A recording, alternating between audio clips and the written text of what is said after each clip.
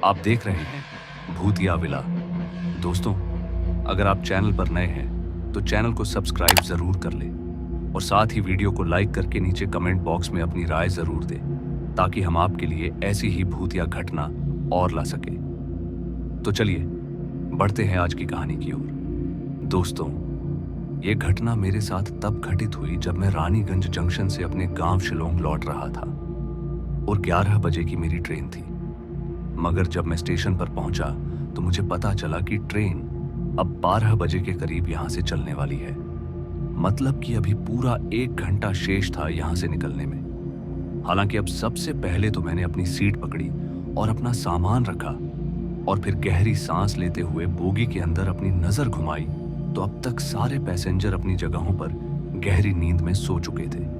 क्योंकि रात भी काफी हो रखी थी, इसलिए नींद आना लाजमी था। मगर वहीं मेरी नींद पूरी तरह से गायब हो रखी थी क्योंकि अभी ट्रेन को रानीगंज जंक्शन से चलने में 1 घंटा था। तो ऐसे में मैं ट्रेन से उतरा और सामने चाय स्टॉल की तरफ बढ़ा।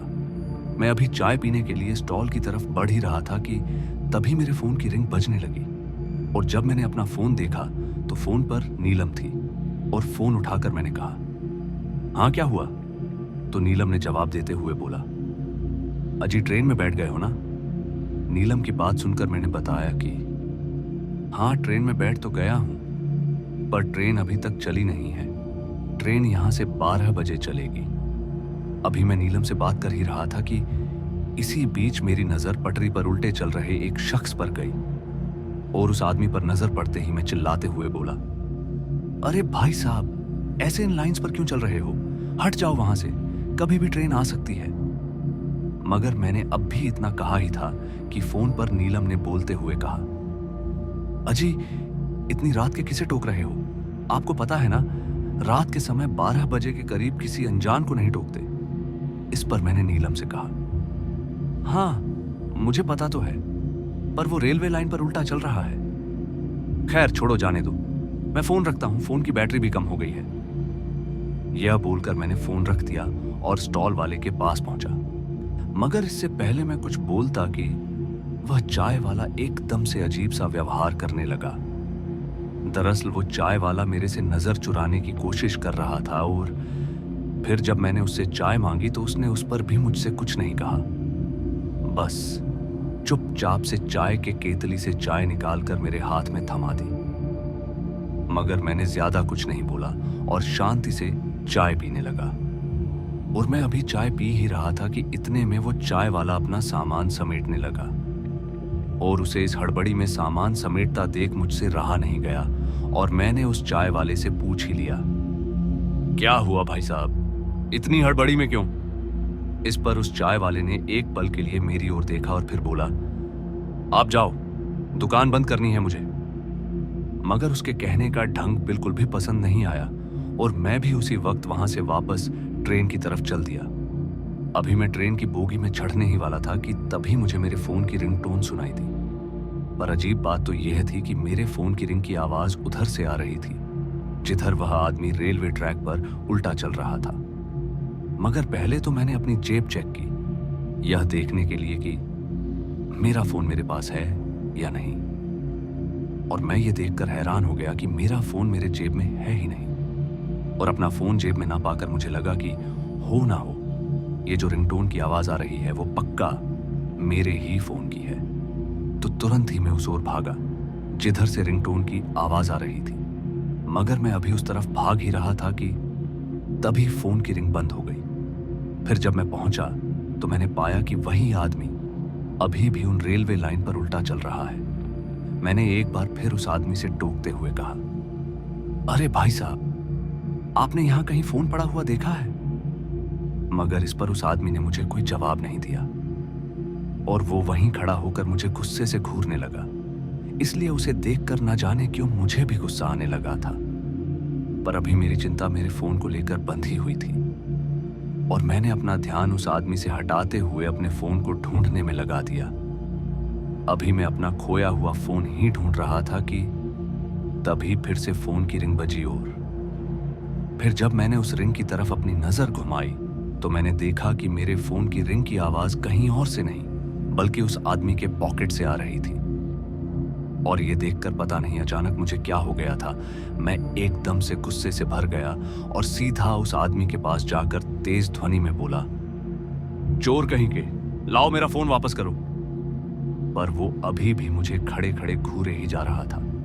इसलिए अब वहीं मेरा गुस्सा इतना ज्यादा बढ़ गया था कि मैंने आप देखा ना, ताव और एक जोरदार तमाचा उसके गाल पर झड़ दिया और मेरे चाटा लगाते ही उस आदमी की मुंडी एकदम से नीचे टूटकर जमीन पर गिर पड़ी। और ये देखकर मैं उसी समय अधमरा हो गया। मैं तुरंत ही पीछे पलटा और वहां से अपनी तेज रफ्तार के साथ भागा। और मैं अभी कुछ कदम भागा ही था कि तभी मैं हवा में जोर से उछल पड़ा और सीधे प्लेटफॉर्म पर जाकर नीचे गिर पड़ा, मानो किसी ने मेरे को किसी गेंद की तरह उछाल दिया हो। मैं जैसे तैसे प्लेटफॉर्म से उठा और लड़खड़ाता हुआ अपनी बोगी में चढ़ गया। और मेरे बोगी में चढ़ते ही ट्रेन भी एकदम से चल पड़ी। ट्रेन के चलते ही मुझे थोड़ी राहत मिली, पर मेरा दिल अभी भी जोरों से धड़के जा रहा था। खैर, मैं किसी तरह अपने आप को संभालते हुए अपनी सीट पर बैठा। साथ ही ट्रेन की स्पीड भी अब काफी तेज हो चुकी थी। मगर तभी मुझे ट्रेन के बाहर साथ वाली पटरी पर वही आदमी दिखा जो अब ट्रेन के साथ साथ दौड़ रहा था। और ये देखकर अब तो मेरी जान मेरे मुंह तक आ गई थी। मैं अपने सर को नीचे छुपाता हुआ अपनी सीट पर लेट गया और मन ही मन भगवान का नाम लेने लगा। मगर साथ ही डर के मारे मेरे पसीने छूट रहे थे कि तभी मुझे ऐसा लगा कि मेरे सीट के नीचे कुछ है जो सीट को फाड़कर बाहर निकलने की कोशिश कर रहा है। और फिर जैसे ही मैंने सीट से उठकर देखा तो मैंने पाया कि 2-3 हाथों के पंजे सीट को फाड़कर बाहर निकल आए हैं। और अब तक जो भी मैंने देखा वह सभी इतना भयानक और डरावना मंजर था कि कोई कमजोर दिल वाला होता तो कब का मर गया होता। खैर, अब मैं तुरंत ही वहां से भागा और ट्रेन के टॉयलेट में जाकर छुप गया।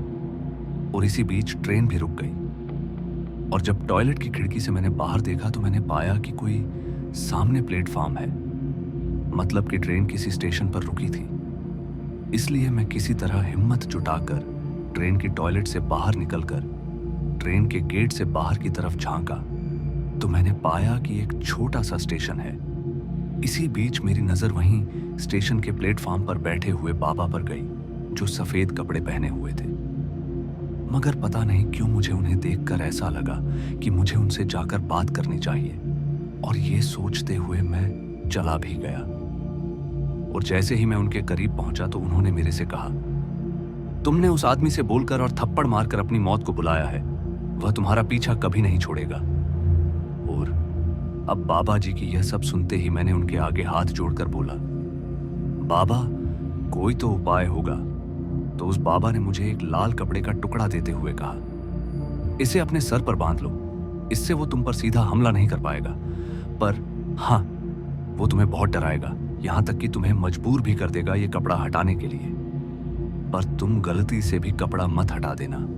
अगर 9 दिनों तक तुम उससे बचे रह गए तो 10वें दिन से वो तुम्हारा पीछा हमेशा के लिए छोड़ देगा। इतने में ही ट्रेन ने चलने का सिग्नल दे दिया। मैंने वो कपड़ा अपने सर पर बांधा और वापस ट्रेन में जाकर बैठ गया। और पूरे रास्ते उस प्रेत ने ऐसे ऐसे खौफनाक नज़ारे दिखाए कि मैं पागल होने को आ गया था। मगर फिर घर पहुंचने के बाद भी उस शैतान का शैतानी खेल जारी ही रहा। मैंने और भी तांत्रिक और साधुओं को दिखाया, पर कहीं बात नहीं बनी। आखिरकार बड़ी मशक्कत से 9 दिन बीत गए और 10वें दिन से सब कुछ नॉर्मल होता चला गया और आज सब कुछ ठीक है। पर मुझे अभी भी डर लगता है कि कहीं वह फिर से ना मिल जाए। तो दोस्तों, आज की इस कहानी में बस इतना ही। और अगर कहानी आपको पसंद आई हो तो वीडियो को लाइक शेयर जरूर कर दें। धन्यवाद।